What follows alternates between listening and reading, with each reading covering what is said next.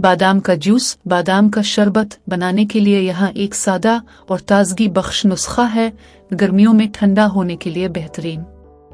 मौसम गर्मा में बादाम के जूस के फवाइद। चमकदार जल्द और दिमागी सेहत को फरोग देता है। गर्मी और थकावट को शिकस्त देने का कुदरती तरीका। जिस्म को ठंडा और तवाना रखता है। मौसम गर्मा में बादाम का शरबत बनाने का तरीका। अज्जा: आधा कप बादाम, 2 कप ठंडा पानी, 1-2 खाने के चम्मच चीनी या शहद जायका के मुताबिक, ज़ाफ़रान के चंद टुकड़े। हिदायत: बादाम को रात भर कम अज कम 6-8 घंटे के लिए भिगो दे और छिलका उतार दे। एक ब्लेंडर में बादाम, चीनी या शहद, ज़ाफ़रान और पानी शामिल करें। हमवार होने तक ब्लेंड करें। जूस को छान लें। ग्लास में डालें, आइस क्यूब्स डालें और ठंडा सर्व करें।